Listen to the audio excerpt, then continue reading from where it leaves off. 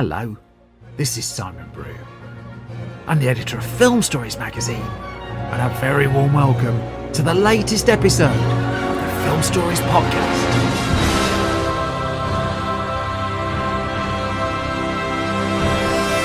Come with me. And I show you how deep the rabbit hole goes. And movies that had stories. That the story just sucks them in. This is just the beginning. Stories. We would be honored if you would join us. Hello, and a very warm welcome to Film Stories with Simon Brew. I am Simon Brew. As always, that's absolutely everything you need to know about me. The aim of the podcast, though, well, it's given away in the title. I'm here to talk of the stories of film, and I tend to talk about production stories, marketing stories, development stories, release stories, all those ingredients, really, that go towards making the films that we know and sometimes love. Just that, the films that we know and sometimes love. The films I tend to cover on this podcast lean more towards the mainstream than anything else. They're films I'm interested in or invested in to some degree. I try not to do snark. I try not to punch down. This podcast is a celebration of cinema and a real appreciation of just how hard it is to get a film made. Now, this podcast has also now been going for over 5 years, and it's developed quite a lot in that time, and the stories that I was telling in the very, very early stages were a lot briefer than the ones you get now. So what I've been slowly doing is just revisiting one or two of the films I want to talk about a lot more, where I've learnt a lot more. So, as always, I'm going to set it up with a clip from the trailer, and I'll come to the story of this particular movie, again, the other side of this.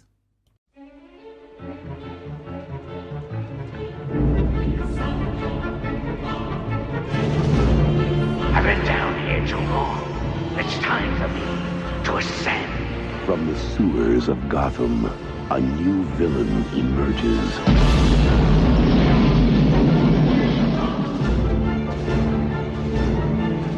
You didn't invite me, so I crashed. From the rooftops of Gotham, the perfect enemy comes to life. I am Catwoman. Hear me roar. Meow.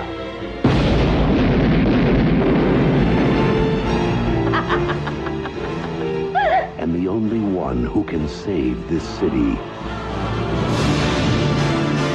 is a creature of the night. Hey, stud. I thought we had something together. We do.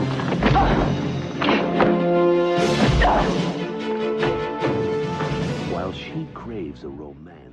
So that was a clip from one of the films I watched the most in my youth, 1992's Batman Returns, directed by Tim Burton. Screenplay credited to Daniel Waters, with story credit to Daniel Waters and Sam Hamm, and a cast led by Michael Keaton, Danny DeVito, Michelle Pfeiffer, Christopher Walken, Michael Gough and Pat Hingle. So Tim Burton's Batman came out in 1989 and, I mean, most of us know this like the back of our hand now, was a massive success. It redefined what blockbuster cinema was. It kick-started, although it took a while for everyone to follow it up really, a new interest in superhero cinema, and also it announced Tim Burton as a major force in blockbuster filmmaking.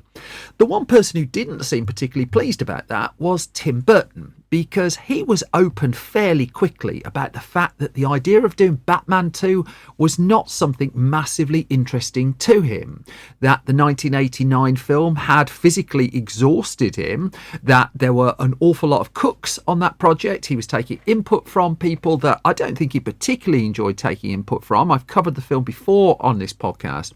And the pressure didn't even let up until after the much hyped release of the film. And so he jumped from Batman as quickly as he could really onto something a lot more personal. That would be Edward Scissorhands, starring Johnny Depp.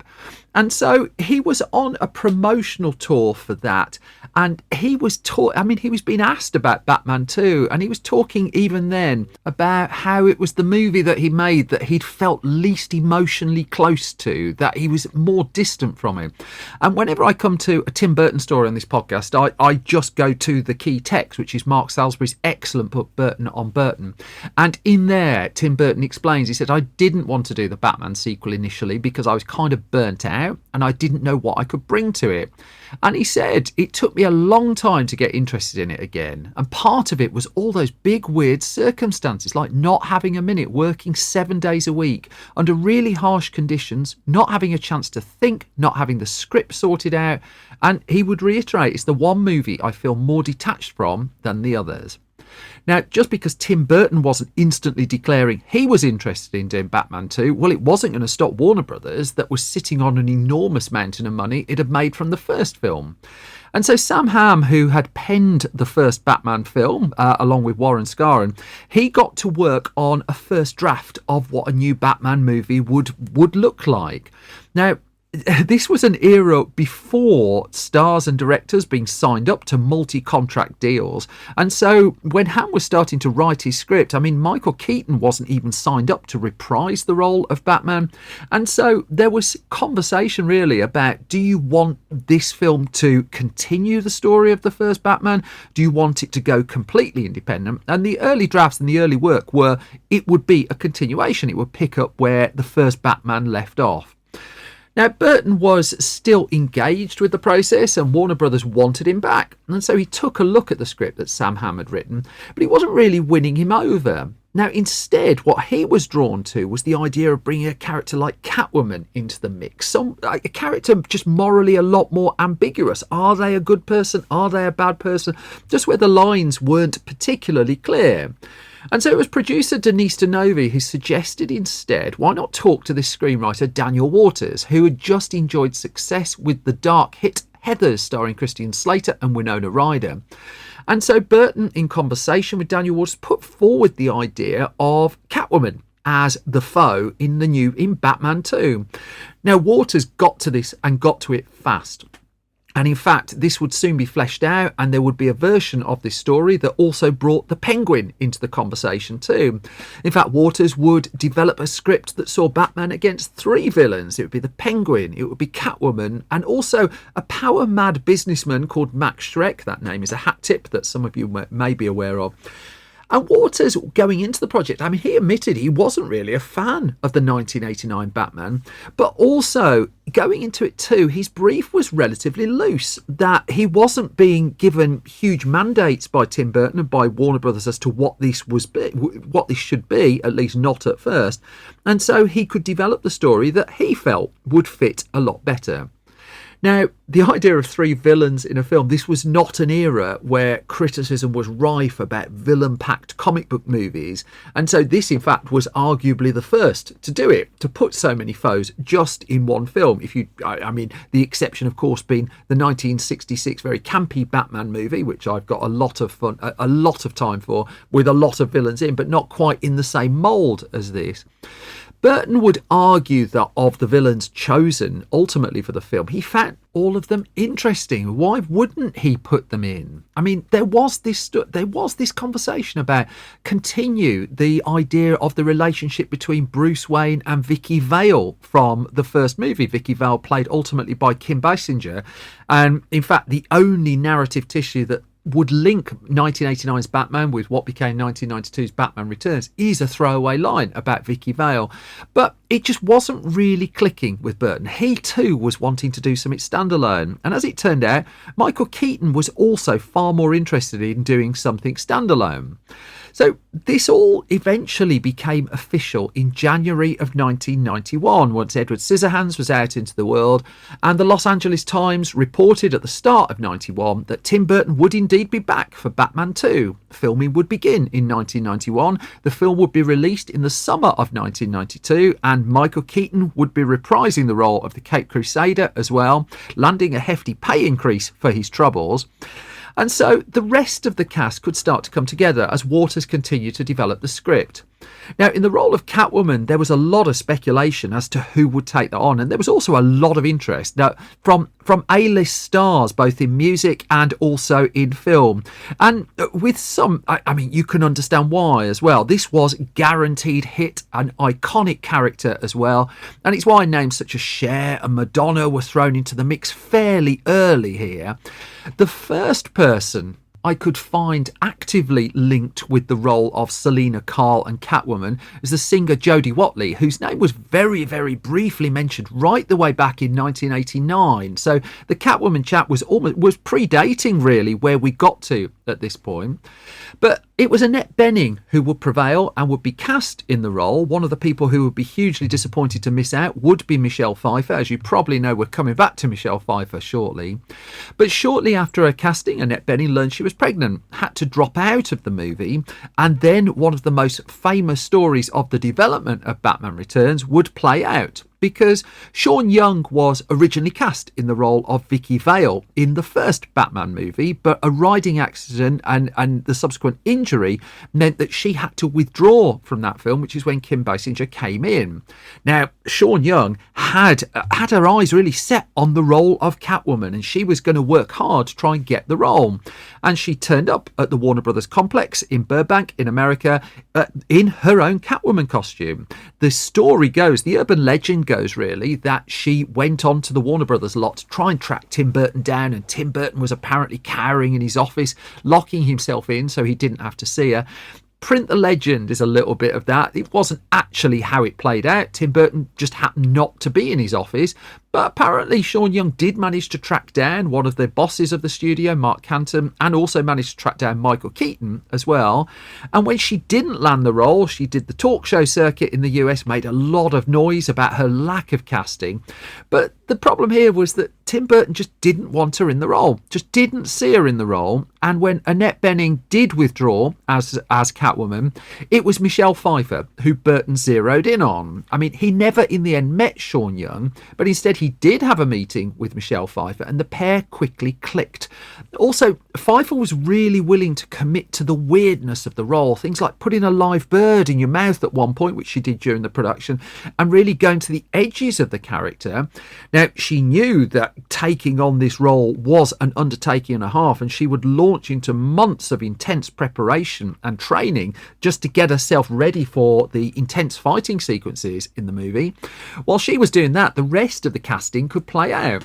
Next on the list to cast was the role of the Penguin, the dual role of Oswald Cobblepot and the Penguin, and the Hollywood trade press threw names into the mix again. That Danny DeVito was always thought to be the leading contender for the part, but amongst the names that were in, that People magazine, for instance, threw in Robert De Niro and Dustin Hoffman as options, but apparently they didn't really come anywhere close to it. Burton was really interested in one stage at casting Marlon Brando as the Penguin, but firmly rejected by Warner Brothers. Warner Brothers had enough trouble working with him on Superman and wasn't massively keen to put itself through a Marlon Brando experience again. And so it was DeVito who bubbled up to the top fairly quickly as well.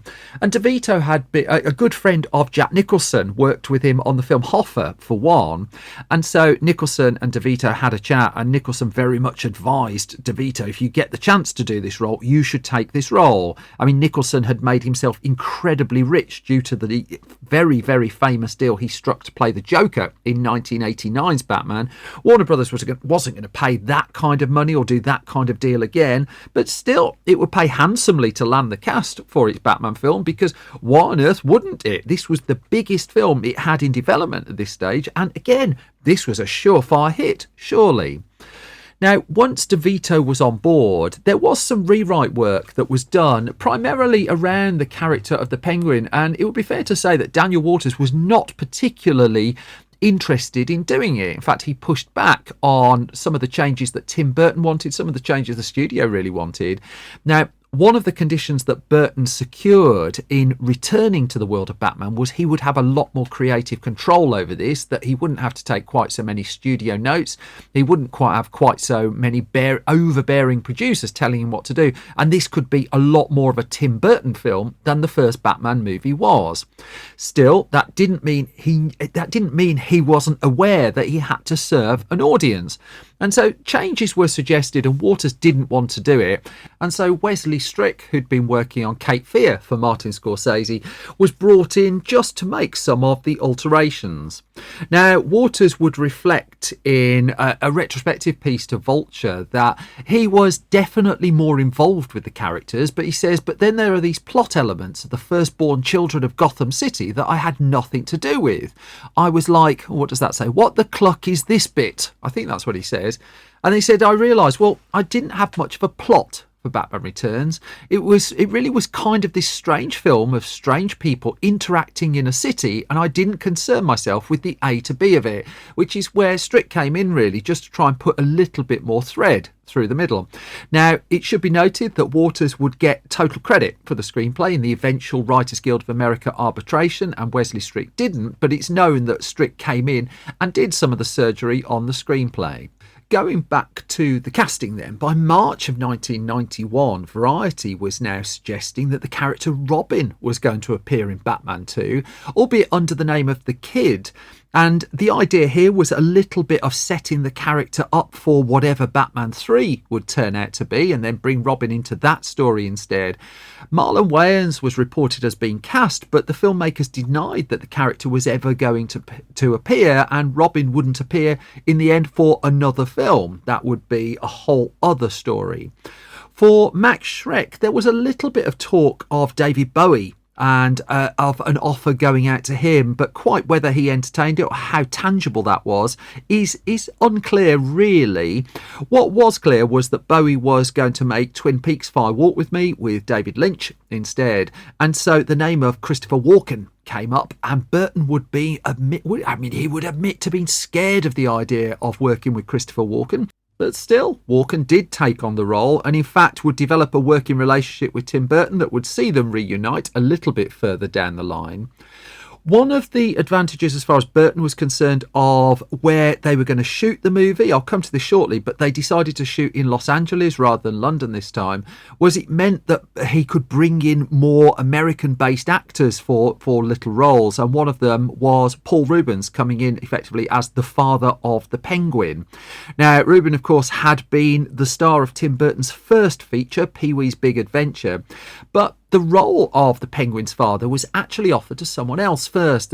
An offer went out to Burgess Meredith, who'd played the Penguin in the 1960s Batman series and films, but Meredith's ill health meant that he couldn't take that on, and the opportunity went in Rubin's direction as well. The filming was originally assumed to be returning to Pinewood in London, where production designer Anton Furst had built the mesmeric sets of the first movie, and Warner Brothers unusually had kept the sets standing. Ordinarily, they would just be packed away at the end of a production, so the next could be shipped in. But Warner Brothers paid a premium so it could keep those sets up, and it had an eye on filming not just one Batman movie there, but a second sequel as well, so making a trilogy out of the sets that had been put up. But Burton had a bit more control this time, and one of the things he wanted to do was avoid quite the intense level of press scrutiny that he was subjected to on the first film, that the Pinewood Studios setting really for the production didn't protect him from as much as he ideally would have liked. And so he asked really if they could shoot the new Batman film in Burbank on the Warner Brothers lot. This request was of course granted. Warner Brothers wanted Burton back, and what it meant was first sets did have to come down, and in came Bo Welch as production designer this time around, who would evolve the ideas that First had put on screen. Now, it didn't mean that First wasn't an option to take on production design role with the new Batman movie, but he was contractually unable to do so and couldn't return to the film, and tragically he would take his own life just after filming began on Batman 2. Filming was underway on the 3rd of September 1991, and this was a gigantic production that took over the bulk of Warner Brothers' Burbank lot. Not just Warner Brothers either. Stage 12 at Universal Studios across town was also being used, and 8 sound stages at Warner Brothers were needed in the end to do it. And the reason for this was the film was shot entirely on Warner Brothers sound stages and Universal sound stages. This was not a location-driven film. film. And one of the advantages of that is it gave them security. It meant that the lenses of the paparazzi and the reporters were going nowhere near the film, or even if they tried, they weren't going to be able to sneak secrets out particularly.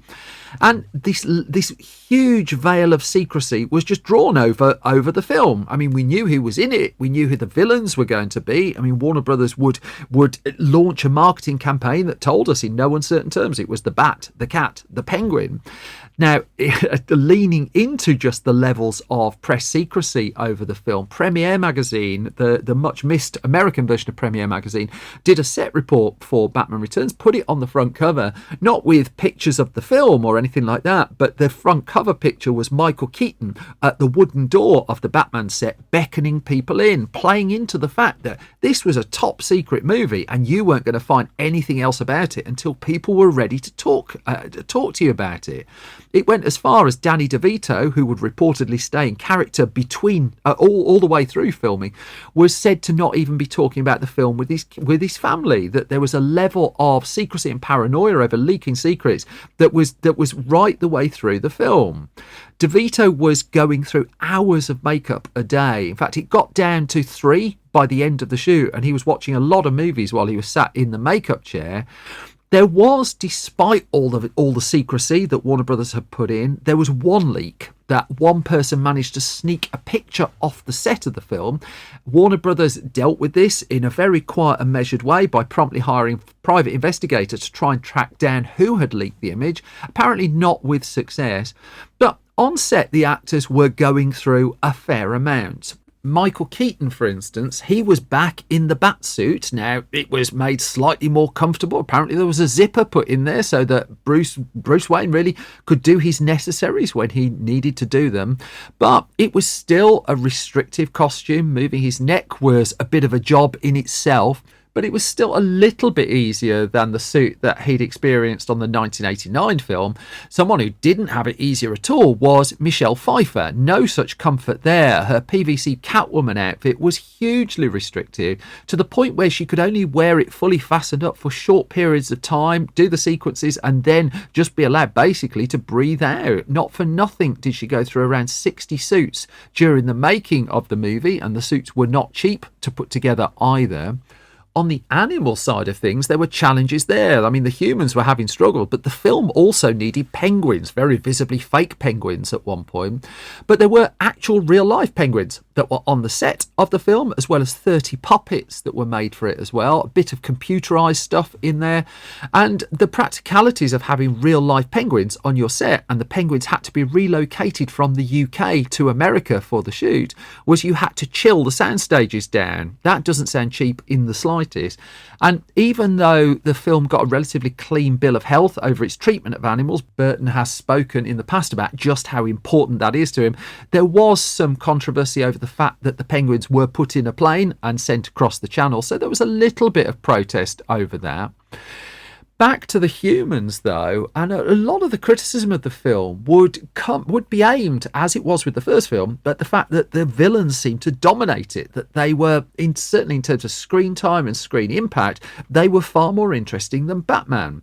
And in the case of Batman Returns, in the bat suit, Michael Keaton doesn't actually say an awful lot. But as Daniel Waters recalled to The Hollywood Reporter, his version of the script had a lot more Batman and Bruce Wayne speeches, but it was Michael Keaton who would go through the script and say, it's a good line, but you've got to cut it. It's a good speech, but you've got to take it out. And especially in the Batsuit, Keaton wanted as little to say. He wanted less and less to say, because he realised, as Waters put it, that Keaton preferred to let the suit do most of the talking. And Michael Keaton is quoted as saying, once I'd realised how powerful the suit was in terms of an image on the screen, I just used it. It turned out to be a very physical production making Batman Returns, one that would come to an end on the 20th of February 1992, just as Warner Brothers was ramping up the publicity for the film and putting out the first trailer for it. Imagine the first trailer for a film only coming out 4 months before the release. I mean, in blockbuster terms, it just feels alien to us now. The fast post-production of the movie led to a People report coming out in May of 1992 that declared that there hadn't really been time for full test screenings, although there had been some built in there. As a result of that, there was a change just added to the end just about 2 weeks before the release of the movie. An extra sequence was put in just at the very end involving the character of Catwoman. Michelle Pfeiffer was not available. It's a double that you see at the very denouement of the movie, which I'm not spoiling. But whilst the film was going through its production, whilst it was going through its editing process, well, the Warner Brothers business machine around it was ramping up. In fact, in truth, it had been ramping up for years because licensing work on Batman Returns started all the way back in 1990. And why wouldn't it? 1989's Batman had been a cultural phenomenon. If you slapped the bat signal onto something, it was going to sell a lot. And so when it became known that Warner Brothers was definitely going to be doing a Batman 2, it was a bit of a queue around the block for major brands and major companies to be part and parcel of it. Why would you not want to be? And so you got companies such as McDonald's and Coca-Cola putting in tens of millions of dollars to ally themselves to what was the surefire blockbuster of 1992. There were Batman concessions being set up in US department stores, hundreds of them around the country. There was a Batman ride appearing for the first time at a Six Flags theme park. There was an endless supply of merchandise coming through, and as the Hollywood Reporter just got to the nub of what the problem was for the filmmakers, because as Tim Burton said at the time with the first Batman, you'd never heard the word franchise. On the second one, you started to hear that word. And as Burton added, on the second one, we started to get comments from McDonald's like, what's all the black stuff coming out the penguin's mouth? So people were just starting to think of these films in terms of marketing, and that's the New World Order. And so Warner Brothers, as you heard from the trailer extract at the start, was marketing the film in a very conventional way.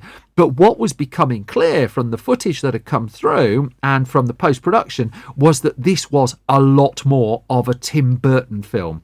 This was very much more the film that Burton wanted to make and the Batman that Burton really wanted to put on screen.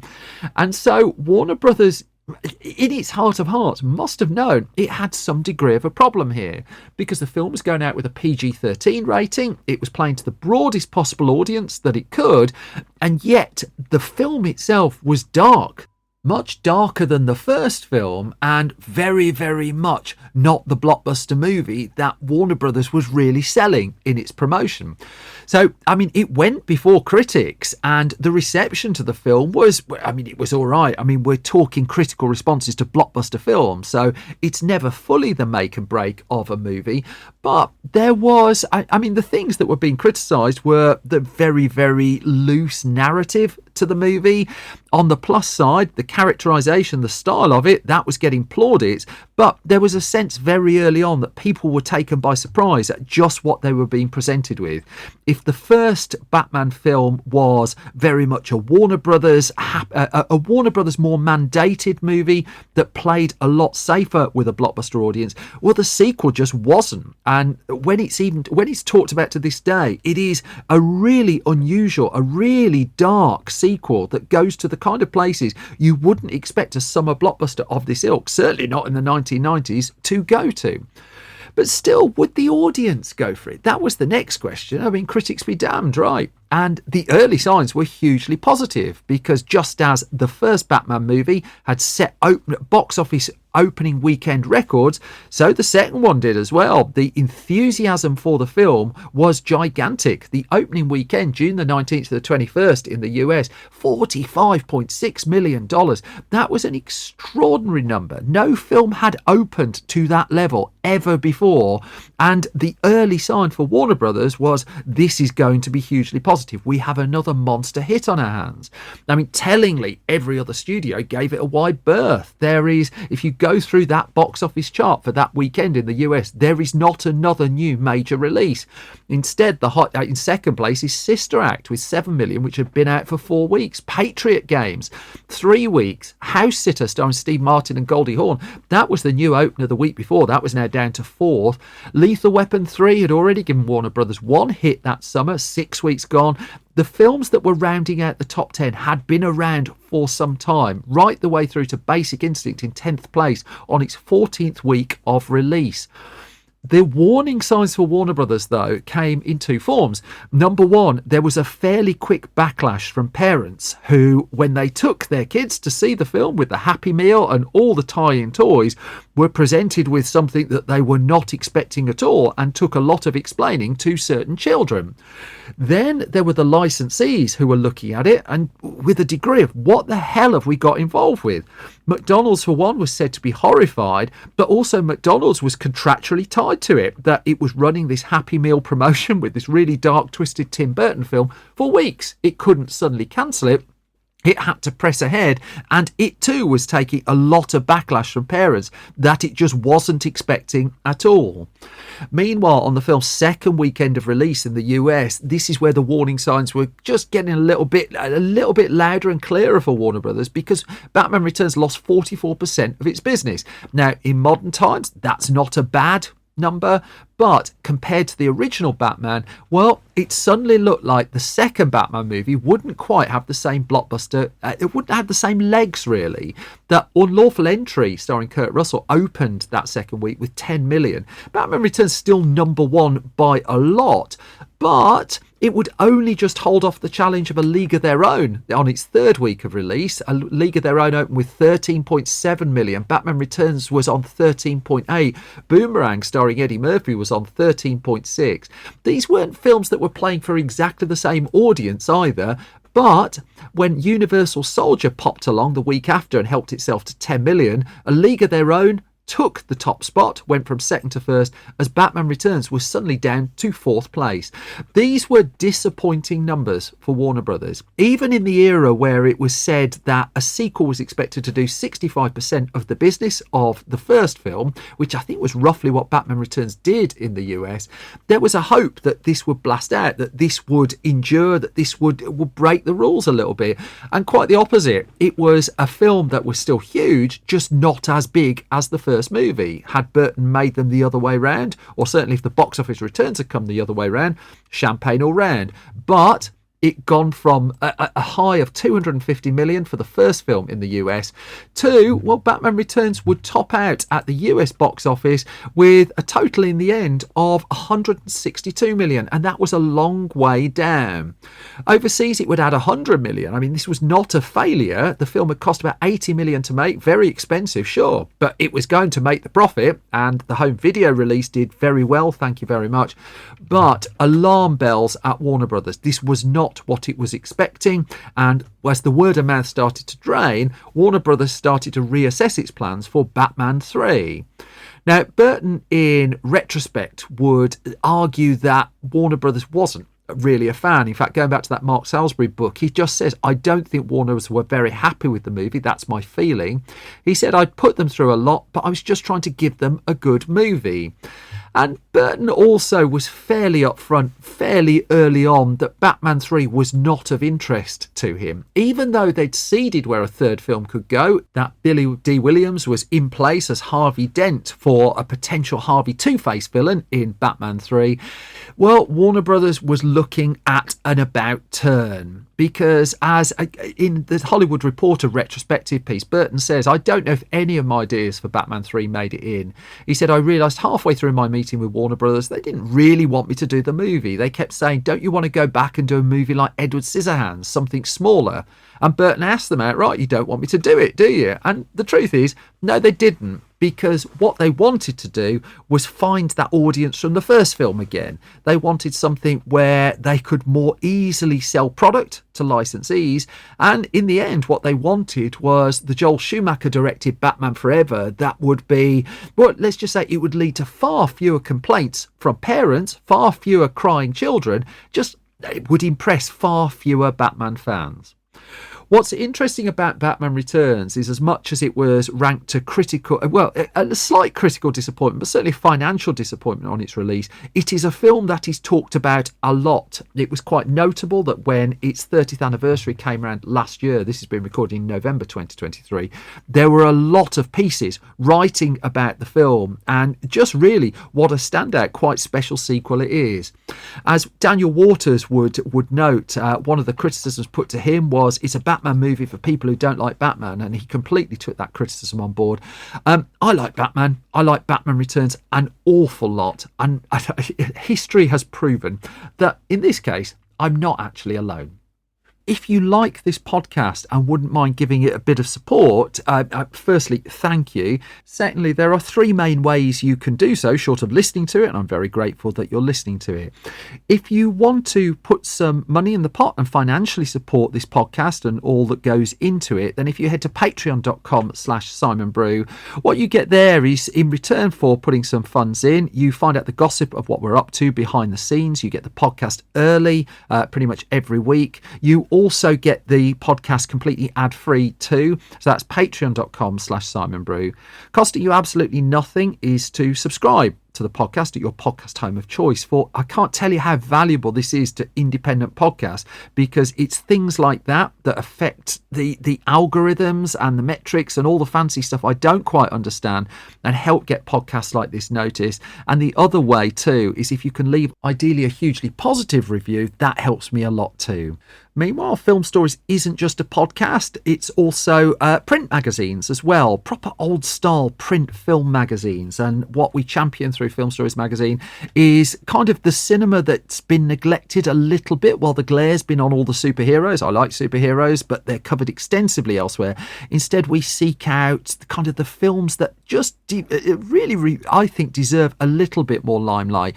I'm up to issue 46 of Film Stories magazine now. I'm working on issue 47 as this has been recorded. You can purchase copies at store.filmstories.co.uk. I'm really proud of all the stories we've managed to get into print so far. Hopefully a lot more to come.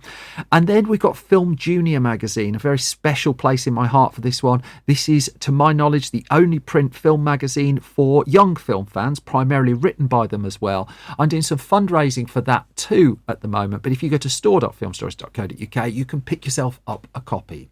But I think that's enough parish notices for now, which brings me to the end of this latest episode of Film Stories. As always, thank you for listening, and thank you so much for your time. If I've not bored you completely, you can get more from me on Twitter and Blue Sky at Simon Brew. You can get more from the entire Film Stories project at Film Stories. You can find us on Facebook, facebook.com/filmstoriesonline, youtube.com/YouTube, I was going to say, youtube.com/film stories. Our website is filmstories.co.uk. We're doing loads of stuff on there at the moment. Do give it a look if you don't mind. And if you head to store.filmstories.co.uk, that's where you can buy our print magazines, our Blu-rays and other such paraphernalia.